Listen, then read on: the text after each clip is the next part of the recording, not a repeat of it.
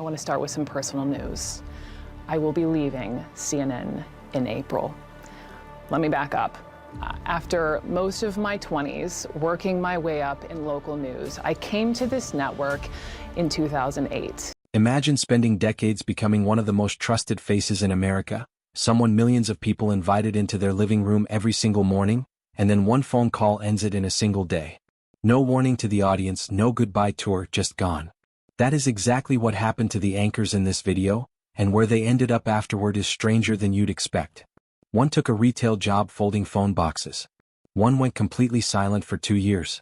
One built a following of over 100,000 people writing from his kitchen table.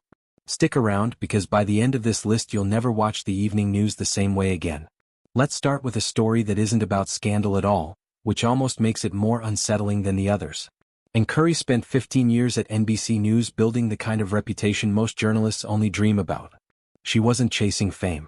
She was covering wars, natural disasters, and humanitarian crises with a level of genuine empathy that audiences could feel through the screen. By 2011, that reputation earned her the co-host chair on the Today Show, sitting right next to Matt Lauer, one of the most valuable seats in all of morning television. She lasted about a year.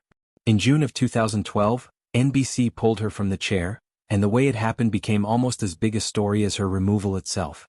Reporting at the time pointed to friction between Curry and Lauer as a major factor, with Lauer reportedly unhappy about the pairing, and at NBC during that period, his preferences carried enormous weight behind the scenes. Curry found out she was being replaced, and she said goodbye to viewers in a segment so visibly emotional that clips of it still circulate online more than a decade later. NBC didn't fire her outright.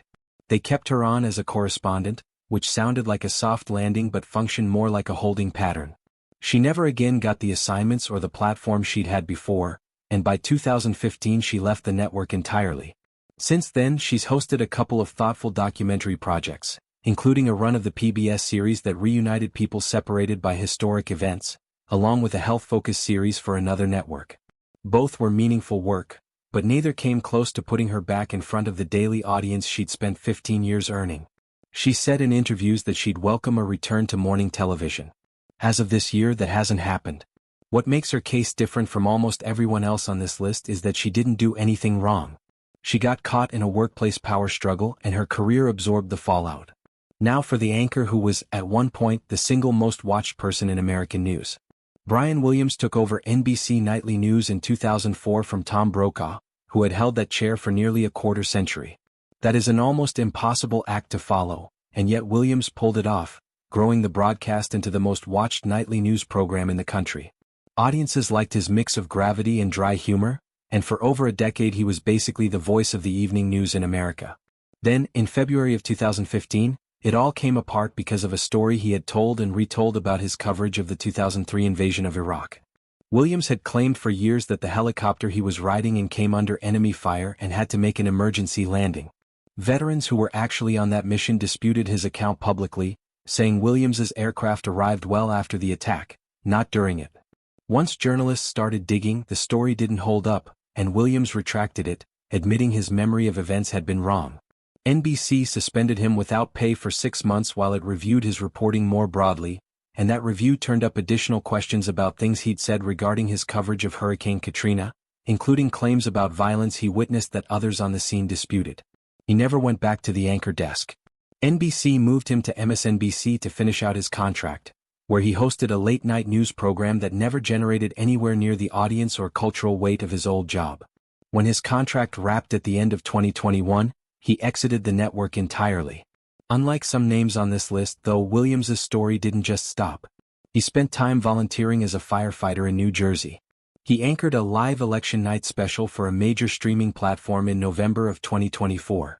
And in the spring of 2026, Netflix announced it was giving him a brand new weekly interview podcast, putting him back in conversation with actors, musicians, and public figures on a major platform. What makes his fall unusual is that it wasn't cruelty or misconduct toward another person. He told an exaggerated story about himself, and in a profession where the entire product is trust, that was enough to end a decade-long run at the top. Few departures in television history happened as fast as Matt Lauer's.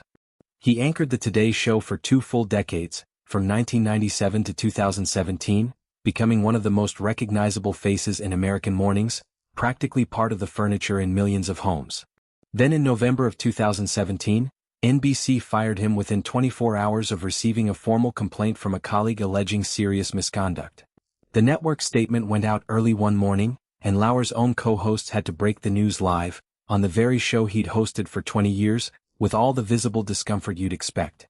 More accounts from other women followed in the days after, and the details that surfaced were serious enough that Lauer's public defense, that the relationships had been consensual, did little to change how the story was received.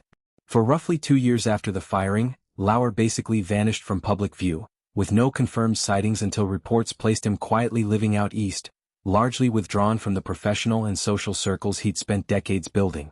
By a few years later, reports suggested his personal life had at least partly stabilized, including a rebuilt relationship with his children. Professionally, though, nothing has come back. No television return, no major media project, nothing resembling the platform he once had. Of everyone on this list, his disappearance from the industry has been among the most total, and given the nature of what he was accused of, it's a disappearance most people watching from the outside haven't lost much sleep over. Charlie Rose spent more than 2 decades building one of the most respected interview programs on American television, sitting down with the biggest names in politics, business, and the arts for conversations that went deeper than almost anything else on the air. He also co-anchored a national morning news broadcast, which meant he had both a late-night intellectual audience and a mainstream one. By 2017 he was about as established as a television journalist could be. That November, an investigative report detailed allegations from 8 women describing inappropriate behavior by Rose, ranging from unwanted physical contact to more serious conduct. Within days, all 3 of the major outlets he worked with severed ties with him entirely. As the story spread, more women came forward, eventually pushing the total number of accusers well into the double digits. Rose responded with a statement acknowledging that some accounts were accurate while disputing others, framing what happened as consensual from his side. The industry's response was immediate and total. Contracts were terminated, programs pulled, and a reputation built over decades collapsed within weeks. Reports from the following year described him living quietly, largely withdrawn from a social circle that had once been extensive, spending time on low-key hobbies far from any studio. He's made a few small attempts to keep some kind of presence going, including posting occasional long-form interviews on his own website. But none of it comes close to the reach he had with major network backing, and no broadcaster has brought him back in any capacity. His is one of the most complete professional endings on this list, largely because the number of documented accounts, across multiple workplaces and years, left the industry with very little room to look the other way. Not every fall on this list comes from a headline-grabbing scandal. Some come from something almost embarrassingly small. Steve Kometko spent close to a decade as one of the more recognizable faces in entertainment journalism, interviewing major celebrities on a nightly entertainment news program from the mid-1990s through 2002. He had a warm, genuinely curious style that's harder to fake than people think, and audiences responded to it. His exit in 2002 had nothing to do with his interviews. He was in the middle of tense contract negotiations and posted something on his personal website encouraging fans to write in supporting him. When the network asked him point blank whether he'd used a company computer to make that post, he said no. He had, in fact, used a company computer. Once that was confirmed, the network used the lie as grounds to let him go. Kometko has said in later interviews that he didn't fully grasp what was happening in the moment, and that looking back, the whole sequence still confuses him. What he does understand clearly is what came after. He tried to find work elsewhere in television and kept hearing the same thing, that he was too closely tied to his old network to be hired by a competitor. The identity that had built his career became the exact thing blocking him from continuing it. He eventually left Los Angeles for Chicago to help care for aging parents, and took a retail job at an Apple store about as far from a television studio as you can get. He's spoken openly about turning to heavy drinking during that stretch, before getting sober around 2016. Since then, he's rebuilt a modest public presence through a podcast where he interviews people connected to the entertainment world, and he's been candid about the years that led up to his sobriety. His audience and his guest list are both a fraction of what he had at his peak, but his story stands out because the mistake that ended his career was so small compared to what it cost him. Terry Moran spent nearly 3 decades as a senior correspondent for a major American news network, covering national stories and interviewing sitting presidents. His run there ended in June of 2025, not through any long internal conflict, but because of a single social media post written late at night. Moran posted a message on social media harshly criticizing the president and a senior White House official, calling the official a hater in language his network considered a clear violation of its editorial standards. He was suspended almost immediately, and his contract was not renewed 2 days later. There was reporting at the time that alcohol may have played a role in the timing of the post, though Moran pushed back hard on any suggestion that the sentiment itself wasn't genuine, insisting he stood fully behind what he'd written regardless of the circumstances under which he wrote it. What makes his case interesting is what he did next. Instead of issuing the usual careful apology and trying to preserve his professional relationships, Moran said publicly that he meant every word and had no regrets about the substance of it, only about how it played out. That stance closed some doors a softer response might have kept open, but it also read to many as consistent with a career built on genuine conviction rather than institutional caution. Within days of his firing, he announced he'd continue his work independently on a newsletter platform.